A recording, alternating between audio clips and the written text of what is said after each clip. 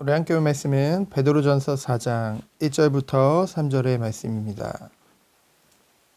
베드로전서 4장 1절부터 3절의 말씀 우리 합독하도록 하겠습니다.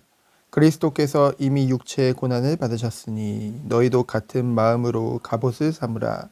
이는 육체의 고난을 받은 자는 죄를 그쳤음이니 그 후로는 다시 사람의 정욕을 따르지 않고 하나님의 뜻을 따라 육체의 남은 때를 살게 하려 함이라.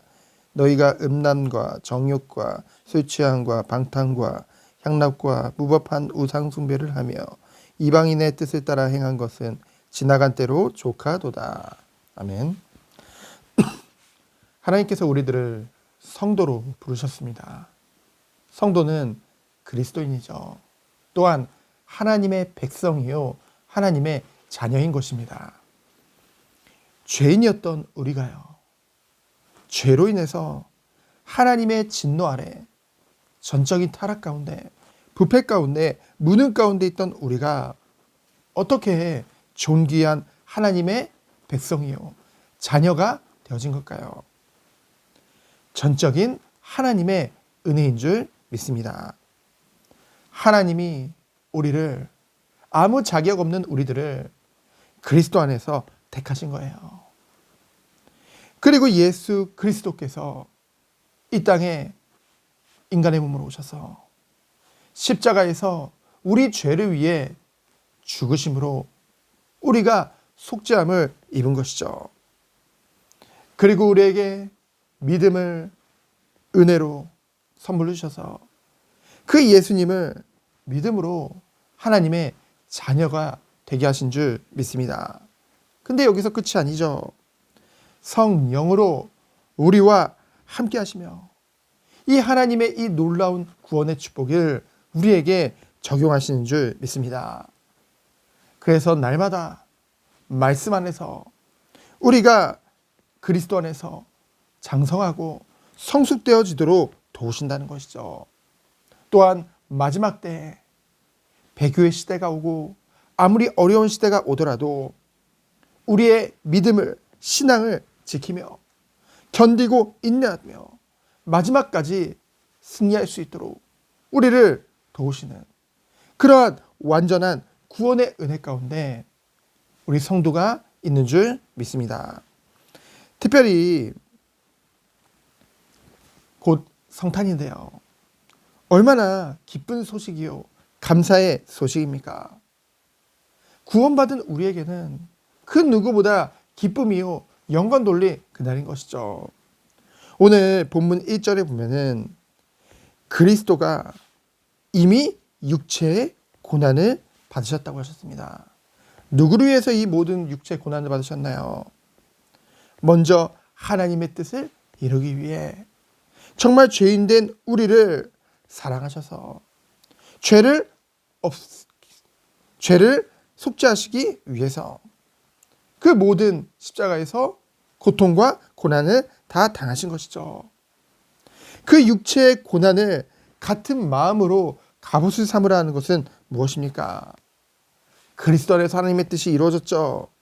우리를 향한 하나님의 뜻, 정말로 우리를 죄에서 해방시켜 주시고 정말로 하나님의 거룩한 주의 자녀로 우리를 이끄시기 원하시는 그 하나님의 뜻이요.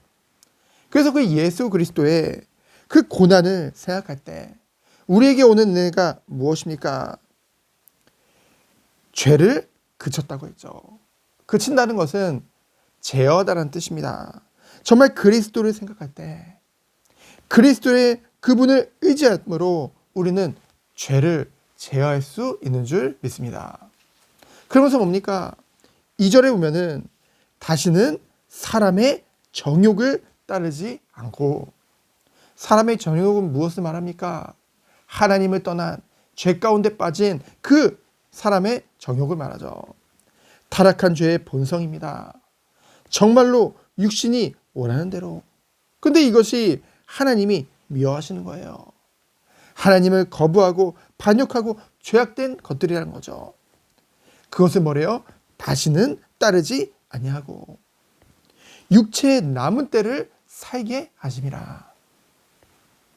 이 땅에서의 남은 삶은 이제는 더 이상 육신의 그 정욕을 따라가는 것이 아니라 정말로 거룩한 신부로 준비되어지는 것. 구체적인 예가 무엇입니까? 3절에 나오죠. 음란, 정욕, 술 취함, 방탄, 향락, 무법한 우상 숭배. 이 모든 것이요. 뭡니까? 이 타락한 이 본성으로 인한 이 타락한 본성의 불의 기름을 끼얹듯이 정말 그 안에 죄를 더하는 행동이 무엇입니까?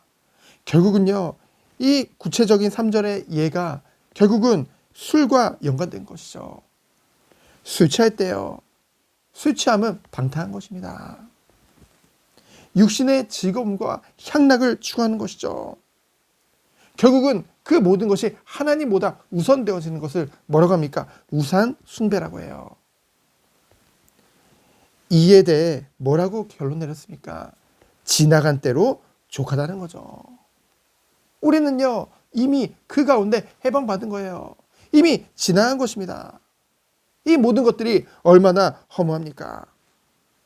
우리 성도님들이요, 앞서 우리에게 정말로 주님이 보여주신 삶은 무엇입니까? 세상적인 기준으로 보면은요, 주님이 보여주신 삶은요, 굉장히 허무하고 억울한 길같이 보입니다. 왜냐면요, 예수님은 이 땅에 오셔서 하신 일이라고는요, 오직 선을 행하신 것 뿐이거든요. 병든 자를 고치시고요, 아픈 자를 고치시고요, 죽은 자를 살리시고요, 고통받는 자, 귀신 들린 자 고쳐주시고요, 배고픈 자들을 배부르게 먹여주시고요, 목자 없는 양같이 유리방황하는 사람들을 불쌍히 여기시며 그들을 위해 애통해 하셨던 그 예수님이신데요. 그리고 결국은 죄인된 우리를 위해 죄 없으신 그 하나님 예수님께서 십자가에서 죽으신 거거든요. 얼마나 놀라운 그 그리스도의 그 삶을 우리에게 보여주셨습니까?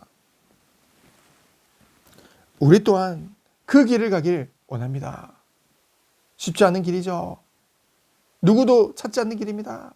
나의 계산이 들어가면요, 결코 갈 수 없는 길이에요. 근데 하나님이, 우리를 사랑하시는 하나님이, 그리고 우리가 사랑하는 그 하나님이 원하시는 길이거든요. 그래서 뭡니까?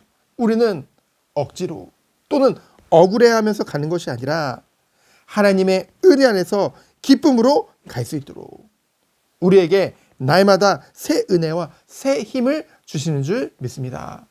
이 은혜 안에서 승리하는 우리 모든 성도님들 되어지기를 예수 그리스도의 이름으로 축원드립니다. 시간 기도합니다. 하나님 감사합니다. 하나님이 원하시는 그 길을 기쁨으로 갈 수 있는 우리 모든 성도님들로 주께서 축복하여 주옵소서. 살아계신 예수 그리스도의 이름으로 기도합니다. 아멘.